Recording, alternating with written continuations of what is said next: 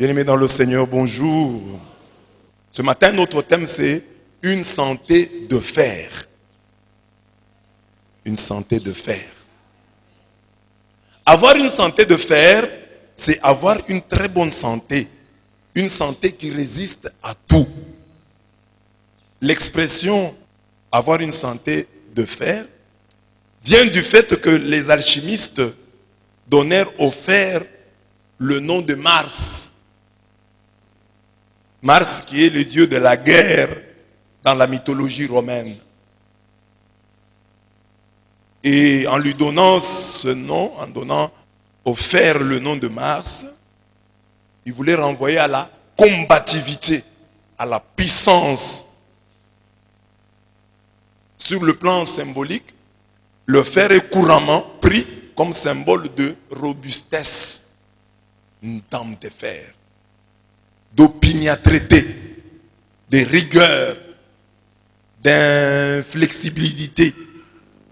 Une main de fer dans un gant de velours, une santé de fer, une main de fer, une dame de fer. Avoir une santé de fer, c'est donc avoir une santé qui résiste aux fatigues et aux excès de la dureté. Dans l'évangile de ce jour, le Seigneur Jésus déclare « Je suis le pain de vie. Qui vient à moi n'aura jamais faim. Qui croit en moi n'aura jamais soif. » De cette déclaration, nous retenons que Jésus est le pain qui apaise pour toujours nos faims et qui étanche définitivement nos soifs. C'est le pain qui procure à ceux qui le consomment une santé de fer. En considérant les deux lectures du jour, nous confessons que lorsqu'on est rempli de l'esprit de vie et lorsqu'on est rassasié du pain de vie, on a une santé de fer. Parce que la première lecture nous montre comment Étienne, rempli du Saint-Esprit, s'est comporté devant les tribunaux, devant le Sanhédrin, s'est comporté devant sa propre mort, devant son propre martyre. La force qu'il a lui vient du Saint-Esprit dont il était rempli. Dans l'évangile, Jésus se présente comme le pain de vie. Alors j'ai pris l'Esprit Saint de la première lecture, l'Esprit de vie de la première lecture, et le pain de vie de l'évangile, je les ai mis ensemble et j'ai dit, je le répète, celui qui est rempli de l'esprit de vie et celui qui se nourrit du Saint-Esprit a une santé de fer. Quand vous voyez quelqu'un qui a une santé de fer spirituellement, comprenez qu'il est rempli du Saint-Esprit et qu'il est rassasié du pain de vie. Amen. En lisant donc la première lecture, on est frappé par la santé spirituelle d'Étienne. Le proto-martyr, le tout premier martyr, c'est Étienne. On l'appelle le proto-martyr, le tout premier martyr. Alors on se pose la question, quel peut être le secret de cette santé de fer? La première lecture répond, dit, c'est la plénitude en lui du Saint-Esprit. Il a cette santé de fer spirituelle parce qu'il est rempli du Saint-Esprit. Et l'évangile dit, mais Étienne mangeait le corps du Christ, il mangeait le pain de vie. Il mangeait Jésus. L'homme étant ce qu'il mange, on comprend pourquoi Étienne a un comportement, une attitude semblable à celle de Jésus. Amen. Donc, c'est lui qui est rempli du Saint-Esprit et qui se nourrit du pain de vie. jouit d'une santé de fer. Amen. Dites à votre voisin, celui qui est rempli du Saint-Esprit et qui se nourrit du pain de vie, jouit d'une santé de fer. Celui qui est rempli du Saint-Esprit, première lecture, Étienne. Et qui se nourrit du pain de vie, deuxième lecture, Jésus dit, je suis le pain de vie. Jouit d'une santé de fer, notre thème. Alors maintenant, quels sont, d'après les lectures du jour, les signes, les marques, les manifestations de cette santé de fer? Quand un homme jouit de cette santé de fer sur le plan spirituel, qu'est-ce qui se passe? Première chose, il a une parole courageuse. Deuxième chose, il a la vision du ciel. Troisième chose, même sa mort devient féconde. Donc si vous êtes rempli du Saint-Esprit, vous êtes nourri du pain de vie, trois choses vous arrivent d'après les lectures du jour. Première chose, vous aurez une parole courageuse. Deuxième chose, vous verrez le ciel, vous aurez la vision du ciel. Et troisième chose, même votre mort sera féconde. Amen. Premier point. Étienne est très courageux. Il déclare aux puissants membres du Sanhédrin ce qui suit. Nuque raide, oreille et cœur incirconcis. Le Sanhédrin, c'est un tribunal religieux, un tribunal puissant. Il a le courage de dire à ces gens-là, qui étaient des connaisseurs de la loi, il y avait parmi eux les grands prêtres, il dit, nuque raide, oreille et cœur incirconcis. Toujours, vous résistez à l'Esprit Saint. Tels furent vos pères, tels vous êtes. Ça c'est Étienne. Hein? Il devait être jeune. Il leur dit, vous êtes comme vos pères. Lequel des prophètes vos pères n'ont-ils point persécuté? Lequel des prophètes vos pères n'ont-ils point persécuté? Il leur dit comme ça. Ils ont tué vos pères là. Ils ont tué ceux qui prédisaient la venue du juste. Celui-là même que maintenant vous venez de trahir et d'assassiner. Vous qui avez reçu la loi par le ministère des anges et ne l'avez pas observé. Acte 7, 51 à 53. Donc on voit le courage. Il n'a pas peur. Ces gens-là ont, pourrait-on dire, sa vie entre leurs mains. Mais il s'adresse à eux avec une telle liberté. Sans les craindre. Ce courage ne peut pas venir de la chair. Étienne n'a pas sa langue dans la poche. Il n'a pas la langue de bois que nous avons. Étienne a le courage de ses opinions. J'allais dire le courage de sa foi. Pourquoi? Simplement parce qu'il porte en lui le feu inextinguible dont parle Jérémie 20, 7 à 9. Tu m'as séduit Yahweh et je me suis laissé séduire. Tu m'as maîtrisé. Tu as été le plus fort. Je suis prétexte continuel à la moquerie. La fable de tout le monde. Chaque fois que j'ai à parler, je dois crier, proclamer violence et dévastation. La parole de Yahweh a été pour moi source d'opprobre et de moquerie tous les jours. Je me disais, je ne penserai plus à lui, je ne parlerai plus en son nom. Mais c'était en mon cœur comme un feu dévorant.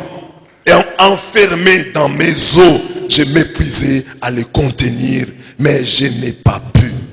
Quand vous avez le feu de Dieu en vous, même devant le Sanhédrin, même devant la Cour pénale internationale, même devant n'importe quel tribunal terrible, le feu qui est en vous parlera. Parfois les gens se demandent, ah non, pourquoi moi je n'ai pas le courage d'évangéliser? Non, c'est tout simple, vous n'avez pas le feu. Quand vous avez le feu, vous parlerez. L'essentiel, ce n'est pas demander à Dieu, donne-moi le courage d'aller évangéliser. L'essentiel, c'est de dire à Dieu, mets en moi le feu. Le feu qui était en Jésus. Parce que Jérémie dit, quand je parle de toi, je ne rencontre même pas les succès. Les gens ne m'écoutent pas. Je dois crier. Les gens ne sont pas gentils avec moi quand je parle de toi.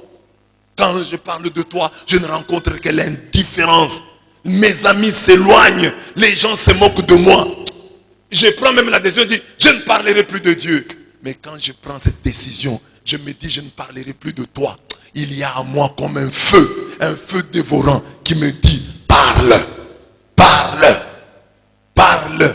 Même si le monde entier est contre toi, parle. Amen. Donc, un chrétien qui est animé du Saint-Esprit et qui a cette parole prophétique, cette parole courageuse, il est en bonne santé spirituelle.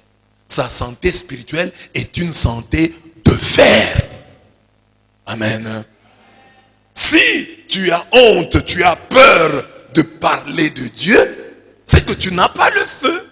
Et si tu n'as pas le feu, ta santé spirituelle est médiocre. Pourquoi tu ne parles pas de Dieu? Parce que ta santé spirituelle est médiocre. Parce que si tu as cette santé de fer, tu parleras. Surtout que nous autres, nous avons à parler aux gens qui ne vont même pas nous tuer. Étienne parle aux gens qui vont le tuer. Mais toi, on te demande d'aller évangéliser des gens qui n'attendent que ça. Parce qu'il y a certains qui n'attendent que ça. Qui sont prêts à accueillir cette bonne nouvelle. Mais tu as cette peur et cette honte. Ce n'est pas ta faute. Bon, c'est de ta faute parce que tu n'as pas cherché le feu de Dieu. Mais ne va pas évangéliser tant que tu n'as pas reçu le Saint-Esprit. Ça, c'est la première raison. La santé de fer d'Étienne lui vient du Saint-Esprit. La santé de fer d'Étienne lui vient aussi de la consommation de Jésus-Christ, le pain de vie. On dit que l'homme est ce qu'il mange. Tu manges bien, tu es bien. Tu manges mal, tu es mal. Tu manges sain, tu es sain. Tu manges malsain, tu es malsain. Alors lui, manger Jésus, c'est lui qui a dit, je suis le pain de vie. Qui me mange n'aura plus jamais faim. Qui me mange n'aura plus jamais soif. Or, Étienne mangeait Jésus. Alors, quand vous regardez maintenant Étienne devant les tribunaux, devant les Sanhédrins, vous regardez aussi l'attitude de Jésus devant les Sanhédrins, vous constatez la même chose. Ils sont tous libres. Étienne parle comme Jésus. La scène est la même. Hein? Quand vous la lisez, vous verrez. D'abord, avant ça, avant même le tribunal, parlons de Jésus avant d'arriver au tribunal. Jésus, il avait la capacité de dire aux gens, malheur à vous, les pharisiens qui aimaient le premier siège dans les synagogues et les salutations sur les places publiques. Malheur à vous qui êtes comme les tombeaux que rien ne signale et sur lesquels on marche sans le savoir. Jésus dit ça. Hein? Vous voyez ici à l'église, tu ne peux pas prêcher comme ça. Malheur à vous. Les gens vont se fâcher. Malheur à vous. Mais Jésus, notre exemple, il disait ça. Donc un jour, je peux vous dire, malheur à vous, vous les filles, qui faites ceci, qui faites cela. Malheur à vous, vous les papas. Mais si tu prêches comme ça, tu dis malheur à vous. Ah, les gens ne vont plus venir à l'église. Malheur à vous, malheur à vous. Parce qu'il y a beaucoup de gens qui disent, oh non, moi, si j'avais vécu au temps de Jésus, je vivrais bien. Non, avec de telles prédications. Malheur à vous. Et puis, écoutez, quand il dit ça, prenant alors la parole, un des légistes lui dit, maître, en parlant ainsi, tu nous outrages, nous aussi. Parce que jusque-là, Jésus dit, malheur à vous, pharisiens. Mais lui est légiste. Il est le docteur de la loi. Alors il dit à Jésus, en attaquant les pharisiens, là, tu nous attaques aussi. Un diplomate aurait dit, non, non, pas vous. Non, je ne vous attaque pas vous. Non, j'attaque les autres. Mais Jésus dit, prenant alors la parole, un des légistes lui dit, maître, en parlant ainsi, tu nous outrages, nous aussi. Alors, donc quand Jésus parle, tous ont la perception qu'il est en train de les outrager. Donc quand tu vas à l'église et qu'un prédicateur parle, tu as l'impression qu'il t'injurie. C'est ça la bonne prédication. Parce que c'est ce qui est arrivé quand Jésus prêchait. Quand Jésus prêchait, les gens disaient, tu nous outrages. En parlant ainsi, tu nous outrages nous aussi. Alors il dit, à vous aussi, Les légistes, malheur. Parce que vous chargez les gens de fardeaux impossibles à porter. Et vous-même ne touchez pas ces fardeaux d'un seul de vos doigts. Oh, Jésus pouvait me dire, non, non, vous, ça va quand même un peu. Malheur. Ça, c'est Luc 11, 43 à 46. Étienne a vraiment ressemblé à son maître. Son attitude devant le Sanhédrin nous rappelle l'attitude de Jésus devant cette même instance. Jésus a été aussi amené devant ce tribunal. Et comment il s'est comporté? On lui pose la question. Le grand prêtre lui demande, tu ne réponds rien? Qu'est-ce que ces gens attestent contre toi? Mais Jésus s'est taisé, il ne répond pas. Il garde son silence. Le grand prêtre lui dit, je t'adjure par le Dieu vivant de nous dire si tu es le Christ, le Fils de Dieu. Jésus répond, tu l'as dit. D'ailleurs, je vous le déclare, dorénavant, vous verrez le Fils de l'homme siégeant à droite de la puissance et venant sous les nuées du ciel. Il veut dire non, hein, il ne peut même pas atténuer. Il dit, tu es le Christ. Non, quand j'ai dit que je suis le Christ, il faut comprendre, je voudrais dire, en réalité, ce que je veux dire est que je suis un peu le Christ, mais pas tellement. Il dit, tu l'as dit. Et il ajoute, dorénavant, vous verrez le Fils de l'homme. Donc vous me verrez moi, siégeant à la droite de la puissance et venant sous les nuées du ciel. Alors le grand prêtre déchira ses vêtements en disant, il a blasphémé. Qu'avons-nous encore besoin de témoins? Il pouvait piquer une crise là. S'il s'était hyper tendu. Il pouvait connaître faire un accident, un AVC là-bas. Là, vous venez d'entendre le blasphème. Qu'en pensez-vous? Ils répondirent, il est passible de mort. Matthieu 26, 62 à 106. Étienne, grâce au Saint-Esprit et du pain de vie en lui, mis dans les mêmes circonstances que son divin maître, réagit comme lui. Et comme son maître, sa courageuse réponse suscite une vive réaction de ceux qui se considéraient comme infaillibles. À ces mots, leur cœur frémissait de rage et ils grinçaient des dents contre Étienne. Parce qu'Étienne aussi dit, je vois les cieux ouverts et je vois le Fils de l'homme assis à la droite du Père. C'est ça, il voit Jésus assis à la droite. Or Jésus lui-même, devant les tribunaux, il dit, Jésus lui-même s'est vu assis. Il dit, vous verrez comment je suis assis à la droite du Père. Vous verrez que moi, je suis l'associé de Dieu. Vous le verrez. Dans peu de jours, vous verrez ça. Étienne aussi, devant le même tribunal, dit, j'ai vu les cieux ouverts et je vois Jésus à la droite. Là, Jésus est déjà mort, Jésus est déjà ressuscité. Étienne le voit. C'est que Jésus avait annoncé au Sanhédrin. Étienne vient le confirmer. Il dit, il vous avait dit que vous le verrez à la droite. Moi, je suis ici, je suis en train de le voir. Je vois le Fils debout. Je ne dis même pas assis. Je le vois debout. À la droite. Alors les gens sont fâchés. Alors j'ai dit quoi ici? J'ai dit que la santé de fer qui nous vient de l'esprit et du pain de vie nous aide à mettre en pratique cette parole. N'était pas une parole lorsqu'elle peut sauver et ne cache pas ta sagesse. Car c'est au discours qu'on connaît la sagesse et dans la parole que paraît l'instruction. Ne parle pas contre la vérité, mais rougis de ton ignorance. N'aie pas honte de confesser tes péchés. Ne t'oppose pas au courant du fleuve. Ne t'aplatis pas devant un sot. Ne sois pas partial en faveur du puissant. Jusqu'à la mort, lutte pour la vérité. Le Seigneur Dieu combattra pour toi. Ne sois pas hardi en parole, paresseux et lâche dans les actes. Ne sois pas comme un lion à la maison et un poltron avec tes serviteurs. Siracide 4, 23 à 30. N'était pas une parole lorsqu'elle peut sauver et ne cache pas ta sagesse. Dis cela à ton voisin. N'était pas lorsqu'elle peut sauver et ne cache pas ta sagesse. Parle. Nous sommes des chrétiens et souvent nous parlons des mauvaises choses. Nous ouvrons nos bouches pour dire des mauvaises choses. Nous ouvrons nos bouches pour dire des calomnies, pour proférer des calomnies, pour proférer des injures. On dit ici, ne cache pas ta sagesse. En toi, Dieu reconnaît qu'il y a une sagesse que tu dois faire sortir. Parce que comme chrétien, au baptême, tu as reçu le Saint-Esprit. Ne les laisse pas inactifs en toi. Quand il te dit, parle. Sors cette parole et peut sauver quelqu'un. Tu ne la sors pas. Tu ne sors que les paroles qui perdent. Quand on est rempli du Saint-Esprit, quand on est nourri du pain de vie, on a la vision du ciel. Qu'est-ce qu'il leur dit?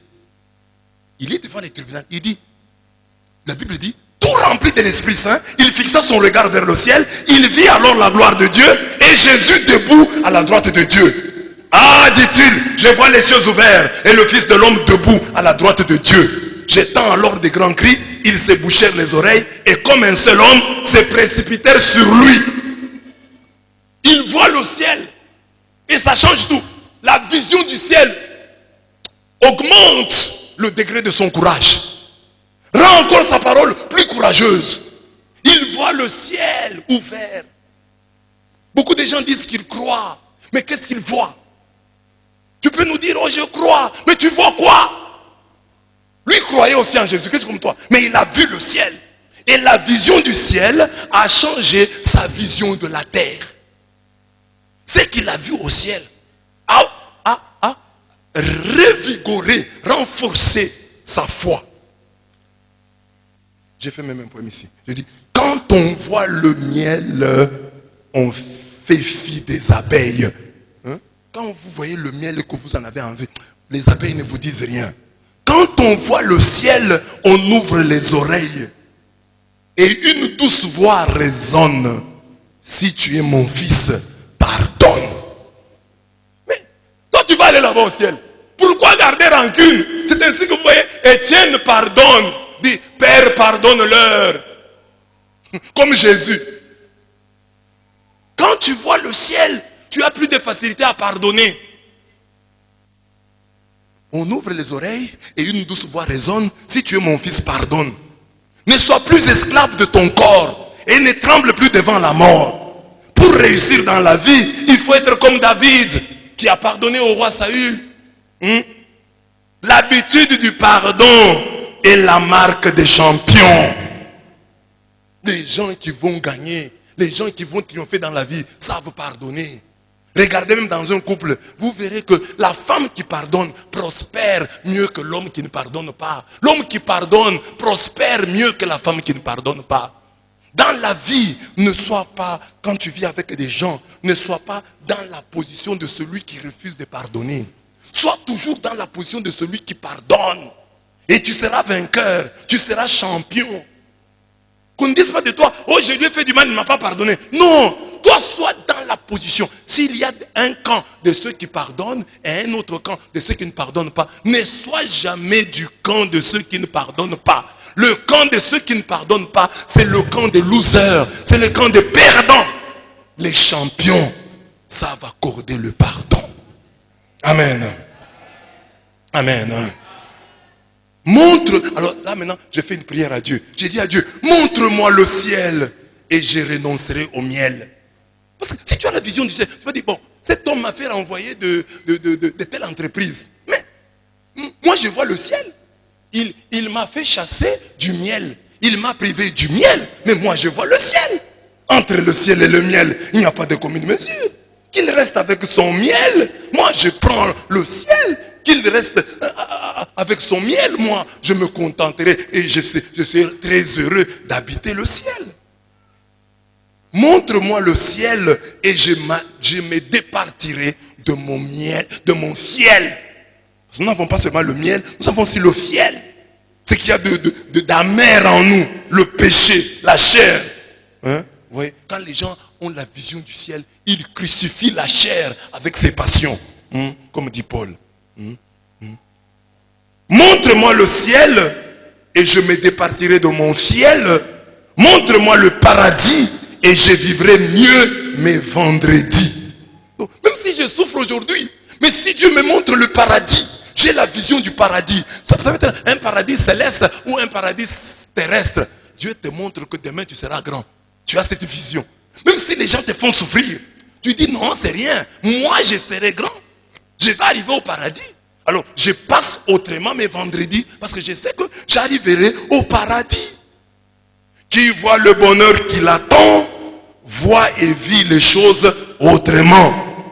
Qui perçoit l'avenir ne fuit plus les martyrs. Tu me dis que tu crois, mais dis-moi ce que tu vois. Oh, je crois en Dieu, mais tu vois, tu as quelle vision? Parce que Étienne voit le ciel. Son courage est augmenté. Son courage devient encore plus grand. Et il pardonne. Toi, tu es chrétien. Tu vois le ciel, mais tu ne sais pas pardonner. Donc, tu ne vois pas le ciel. Tu crois, mais dis-nous ce que tu vois. Tu vois quoi? Des gens qui gardent rancœur sont des gens qui n'iront pas au ciel. Parce que si tu vas au ciel, tu dis, bon, pourquoi je vais garder rancune? Moi, voilà ce qui m'attend là-bas. Il me tue, mais je vais au ciel. Il me martyrise, mais Dieu va m'honorer. Alors pourquoi pas garder rancune? Je pardonne. Amen. Amen. Si quelqu'un vous vole 10 dollars et que Dieu, sans même vous parler de ces 10 dollars là, Dieu vient et vous donne 1 million de dollars. Vous allez suivre l'autre pour les 10 dollars. Laissez tomber. C'est ce que nous faisons. Regardez même ici, la perspective, la simple perspective d'aller en Europe nous change. Dis, tu vas aller aux États-Unis. Vous connaissez quelqu'un qui, allant aux États-Unis, a emporté son lit du Congo, son matelas. Donc, quand quelqu'un se me dit, tu vas aller aux États-Unis, il laisse tout. Il dit non, il y a de très bons lits là-bas. Moi-même, j'ai fait l'expérience. Quand je devais aller en Europe pour la première fois, j'ai distribué mes chaises, mon lit, j'ai tout donné aux gens. Je me disais, mais je vais amener ça dans l'avion pour amener. Non, c'est ça le ciel. Quand tu vois le ciel, il y a des choses auxquelles tu renonces parce que tu crois au ciel. C'est ça. Quand Étienne voit que je vais au ciel, il dit, ah, mais pourquoi garder rancune? Je vous pardonne. C'est fini cette histoire-là. Pardonne-leur. Ne leur impute pas ces péchés. Entre tes mains, je remets mon esprit. Amen. Amen. C'est lui qui est rempli de l'esprit de vie et qui est rassasié du pain de vie. Éprouve, même au cœur des pires persécutions, la paix de Dieu qui surpasse toute intelligence, qui gardera vos cœurs et vos pensées en Christ Jésus. Philippiens 4, 17. Cette paix surnaturelle augmente lorsque nous avons la vision du ciel. Et cette perspective de la vie éternelle nous pousse au pardon. Et tandis qu'on le lapidait, Étienne faisait cette invocation. Seigneur Jésus, reçois mon esprit. Puis il fléchit les genoux et dit dans un grand cri, Seigneur, ne leur impute pas ce péché.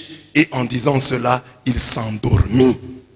Chers frères chrétiens, vous qui m'écoutez aujourd'hui, sachez-le, si dans votre vie, vous avez des difficultés pour pardonner, sachez que vous êtes encore loin du royaume. Parce que le pardon, c'est l'uniforme des hommes et des femmes célestes.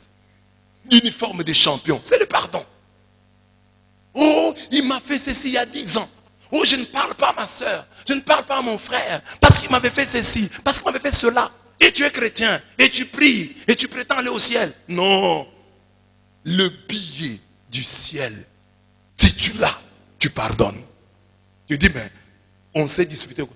La question de la parcelle familiale, l'héritage que papa nous a laissé, c'est ça notre dispute. Mais moi j'ai un héritage céleste, de loin préférable au ciel. Alors je vais créer des problèmes pour ça? Pour cet héritage passager éphémère? Non, j'oublie ça. J'oublie ça. Je fixe mes yeux sur le ciel. Je vais faire comme Moïse. On dit, il avait les yeux fixés sur la récompense. Il avait les yeux fixés sur la récompense. Par la foi, Moïse, devenu grand, refusa d'être appelé fils d'une fille d'un pharaon. C'était sa manière de renoncer au miel, aux avantages que lui procurait ce titre de fils d'une fille de pharaon. Il a renoncé à ça. Aimant mieux être maltraité avec le peuple de Dieu que de connaître la jouissance éphémère du péché. Il renonça aussi au fiel. Il renonça aussi au fiel. quand on vous montre le ciel, vous renoncez à ce qui était bien, mais vous renoncez aussi à ce qui est mal. Les avantages que vous aviez. Parce que vous avez dit, oh moi je suis directeur. Bon, mais maintenant quand vous regardez que le ciel vous attend, vous voyez que être directeur c'est rien. Être directeur c'est rien. Il renonça au fils. Donc, Moïse, estimant comme une richesse supérieure au trésor de l'Égypte, l'opprobre du Christ. Il avait en effet les yeux fixés sur la récompense. Par la foi, il quitta l'Égypte sans craindre la fureur du roi. Comme s'il voyait l'invisible, il tint ferme. Hébreux 11, 24 à 27. Les yeux fixés sur la récompense. Pardonne. Ils m'ont injurié. Ils m'ont vilipendé. Ils m'ont traîné dans la boue. Si tu as tes yeux fixés sur la récompense, tu pardonneras. Ils m'ont fait chasser du travail. Ils m'ont calomnié. Si j'ai divorcé, c'est à cause d'eux. Si tu as les yeux fixés sur la récompense, tu pardonneras. Tu tiendras ferme. Oh, c'est lui qui a tué mon papa. Il a tué ma maman dans sa sorcellerie. Mais les yeux fixés sur la récompense. Quand tu regardes la récompense que Dieu promet et les maladies que t'amène la rancœur, le refus de pardonner, tu vas choisir la récompense en pardonnant. Amen. Il y a des gens ici, hein, on leur a fait des petits riens. Comme ce que j'ai dit là. Bon, que des mamans se réunissent et que vous critiquez. Bon, ce sont des petits riens. Ce sont des choses pardonnables. Il ne faut pas garder rancune. Oh, on m'a dit ça. Oh, on a... Non. Et elles ont fait ça. C'est leur travail qu'elles fassent ça. Que Dieu se charge d'elles. Mais moi, je pardonne. Parce que moi, je dois avancer. Moi, je ne dois pas rester ma vie. Oh non, on m'a dit ceci, on m'a critiqué. Je reste là, je me bloque. Moi, je dois avancer. Je dois aller de l'avant. Je pardonne et j'avance. Si tu ne pardonnes pas, tu seras bloqué. Tu te bloques toi-même. Pardonne et avance. Dis à ton voisin, pardonne et avance. Mais pour ça, si Dieu te montre la vision du ciel, tu auras des facilités pour pardonner. Et enfin, le dernier trait qui montre, qui prouve notre santé de fer, c'est la mort féconde. Quand Étienne meurt, la Bible dit qu'il y avait là le futur Paul. Il était là. Paul était là.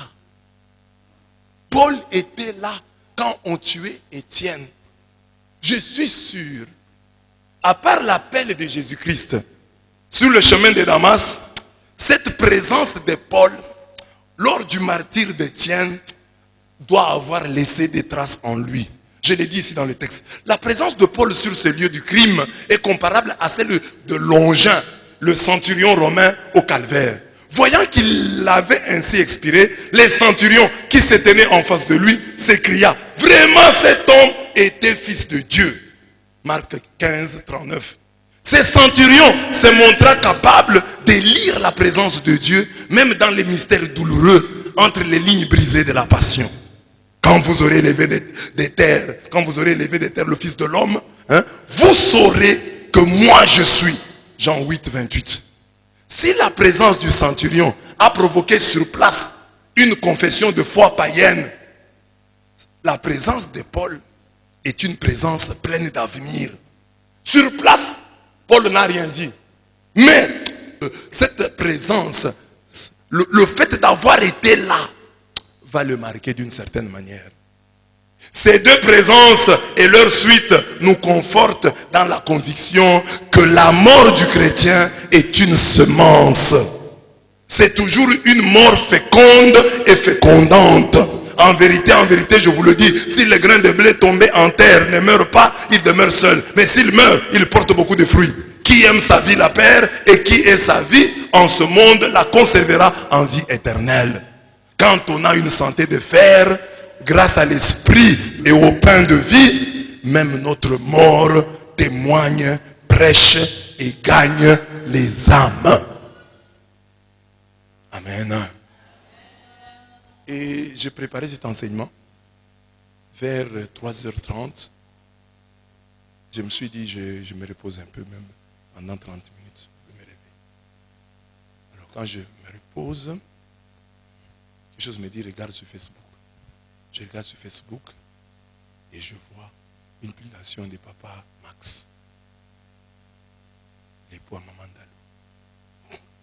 Dalou. Et que dit la publication? Je sais que j'ai dit, juste ce que je... Une illustration de ça. Dieu m'a dit seulement de lire ça pour que je vous donne cet exemple. Alors, l'histoire, je ne l'ai pas bien retenue, mais je l'ai déjà lu, mais je la lisais encore pour cette fois. Mais j'ai dit, cette fois-ci, Dieu me l'a donné pour que je vous la communique.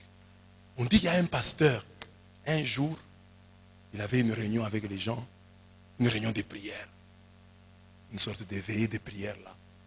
Il est là, les gens ne viennent pas.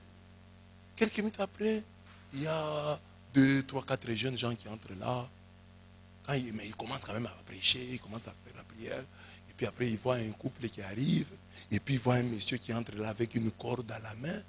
Et puis, bon, quand il termine la réunion, il part sur la route des bandits, la Grèce, on lui arrache la Bible. Une histoire douloureuse, il va chez lui, il est triste, il dit, ma femme, aujourd'hui j'ai passé la pire journée de ma vie. Maintenant, après des années, Dieu le bénit, il a un grand ministère, il a une grande église. Et il raconte aux gens ce témoignage-là. Qu'un jour, je suis allé quelque part pour prêcher. En tout cas, il y avait très peu de gens. Il y avait 3 jeunes garçons qui étaient là. Il y avait un couple dans le fond là. Je voyais qu'il était discret, il faisait ses histoires. Et puis un monsieur est entré là avec une corde. Et puis après, bon, quand je suis parti, des voleurs m'ont attrapé, ils m'ont battu, ils m'ont tout pris, ils m'ont même arraché mon sac. Ils ont pris la Bible et sont partis avec. Je suis rentré chez moi avec des blessures. Quand il termine, il voit des gens lever la main. Quelqu'un lève la main. Pasteur, mais le couple là dont vous parlez, c'est nous. C'était parmi les couples modèles de l'église. C'est nous. Ces jours-là, nous devions divorcer. Et nous nous sommes dit, bon, avant de divorcer, allons d'abord à l'église. Comme ça, on va prier et puis après, on va divorcer. Mais ce jour-là, quand nous sommes arrivés, vous avez prêché. Et ça nous a donné la force. Nous sommes rentrés, regardez, nous vivons ensemble jusqu'à ce jour. Un autre, le monsieur qui avait la corde, il dit, non, moi, je voulais me suicider. Il y avait des affaires qui ne marchaient plus. Je me suis dit, c'était lui à l'église qui était venu, le grand homme d'affaires de l'église, le grand partenaire de l'église. Il dit, j'étais au bord du suicide. J'avais une corde, j'avais utilisé la première corde pour me suicider. La corde s'était cassée. Alors j'ai rentré pour payer une autre corde. Alors quand je suis passé, j'ai vu l'église ouverte. Je me suis dit, j'entre d'abord. Quand je suis entré, votre message m'a convaincu. Je ne me suis plus donné la mort. Regardez ce que je suis devenu aujourd'hui. Et il y avait un monsieur qui était au protocole. Il dit, non, moi, vous parlez d'un voleur. Je dois être moi. C'est moi, j'avais attrapé un monsieur. Je ne sais pas que c'est un pasteur. On l'a frappé. On a pris la vie. Mon ami là, nous étions à 2, il est allé mourir. Moi, je suis en vie. Ça m'a aidé à me convertir. Cette Bible-là, c'est celle-là que j'ai lue. Et la leçon, c'était quoi? Que quand vous pensez que vous avez passé la journée la plus triste de votre vie, c'est peut-être ce jour-là que Dieu a produit des grands miracles. Et le jour où on a tué Étienne, la présence de Paul. Pourquoi Paul était là? Même quand nous avons l'impression que Dieu est là, Paul était là. Bon, Étienne, martyr, il est quand même mort, on l'a tué. Apparemment, ça donne l'impression qu'il a échoué. Comment on le tue? Jésus s'est même levé. Quand on voulait l'agresser, Jésus s'est mis debout. Mais finalement, on lui jette des pierres, on le lapide et il meurt. Pour nous, à notre regard, de notre point de vue, c'est un échec. Pourtant, c'était une réussite. Parce que ça, c'est Actes des Apôtres. Ça, c'est Actes des Apôtres 8. Mais dans 9 déjà, 7, 8, mais dans 9 déjà, Paul se convertit. Il y a une incidence. Donc, mes bien-aimés, même nous qui travaillons pour Dieu, soyons convaincus que, je vous ai déjà dit ici plusieurs fois, je vous ai dit, vous voyez, je disais encore le dimanche, la pastorale que nous faisons ici, ce n'est pas seulement une pastorale pour aujourd'hui, c'est une pastorale pour l'avenir. Peut-être ici à l'église, il y a un garçon qui a vu, il y a une fille qui a vu. Tout ce que nous faisons ici, qui a été touché, c'est peut-être à partir de lui. Nous avons posé seulement les fondements, mais à partir de lui, Dieu fera des grandes choses. avec ce que nous faisons aujourd'hui. Parfois, nous pouvons penser que c'est rien, nous perdons notre temps. Non, Dieu, lui, sait ce qu'il fera avec ce que nous faisons aujourd'hui. Mais nous pouvons nous vouloir recevoir les résultats aujourd'hui. Non, je ne sais pas ce qui se passe dans les cœurs, dans les âmes. Alors aujourd'hui, voilà l'interpellation que nous a lancée. Premièrement, cherchons la plénitude du Saint-Esprit. Deuxièmement, mangeons le pain de vie avec cette conviction. Pain de vie, je te mange, donne-moi une santé de fer. Quand nous aurons fait cela, Dieu va nous donner premièrement une parole prophétique, une parole courageuse. Et cette parole courageuse, nous devons non seulement la prononcer, mais aussi l'accepter. Parce que j'ai dit dans les prières que, Seigneur, tu m'as déjà donné une parole prophétique, mais donne-moi aussi de savoir accepter les critiques. Tu as la parole prophétique, mais tu n'acceptes pas les critiques. Non, toi tu es prophète. Il y a des gens ici partout, chez eux à la maison, sont des prophètes devant leurs femmes. Quand tu dis que toi tu as une parole prophétique, que tu acceptes aussi les critiques. Que tu acceptes. Qu'on ne dise pas de toi, lesquels des prophètes tu n'as pas persécuté. Non. Que tu dises, ici à la paroisse, il y a eu des abbés. L'abbé Simon était ici, je n'ai pas eu de problème avec lui. L'abbé tel, j'avais pas. Moi, je n'ai pas de problème avec les abbés. Mais si de tout temps, tu rumines contre les prêtres, c'est ton habitude. Ça ne sert à rien. C'est toi le mauvais. Les prêtres ne sont pas mauvais, c'est toi le mauvais. Parce que tous ne peuvent pas être mauvais. C'est ça. Amen. Hein? Alors après ça, nous avons dit, voilà. Si tu as encore des problèmes, que Dieu te donne la vision du ciel. Parce que si tu vois le ciel, ta vision de la terre va aussi changer. Et enfin, que Dieu rende même ta mort. Quand je dis la mort, je vais parler même de l'échec. Même que ta mort soit féconde. Que tes échecs soient féconds. Que même, tu as échoué aujourd'hui, mais que de cet échec-là sorte la victoire. On dit que le fondateur d'Ali Baba, ils font les ventes en ligne, un peu comme Amazon là. Ces messieurs-là cherchaient du travail à KFC. KFC vend ses restaurants. Ils sont comme McDo. Mais ils sont forts dans les poulets, etc. Mais le monsieur là qui est le grand patron d'Ali Baba, il est allé chercher du travail chez KFC. Et on l'a rejeté. On ne l'a pas accueilli. Mais après, ce monsieur-là, c'est lui le patron d'Ali Baba. Check là. Mais comment on m'a rejeté? Les chèques l'a poussé à travailler. Pour que demain, les gens parlent aussi de lui. C'est à cela que servent nos échecs. Ils sont là pour que nous nous en servions pour faire des grandes choses. Tu as échoué, c'est pour que demain, tu fasses mieux. C'est pas pour que ton échec... Apprends de tes échecs, apprends de tes chutes. Que ton échec te donne une sainte colère qui te pousse à dire, qui te donne, que ton échec te donne la rage de vaincre. Que maintenant tu comprends, non, je dois me battre autrement, comme j'ai échoué ici. C'est quand j'ai dit ça, la fécondité de l'échec. Que nos échecs deviennent féconds. Parce qu'en réalité, pour un enfant de Dieu, nos échecs ne sont qu'apparents, ne sont pas réels. Amen. Que Dieu vous bénisse.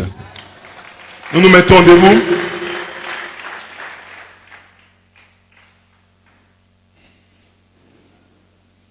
Puisqu'à tes yeux j'ai du prix, remplis-moi de ton Saint-Esprit.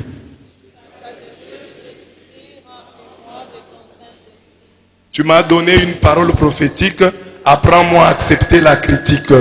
Puisqu'à tes yeux j'ai du prix, remplis-moi de ton Saint-Esprit.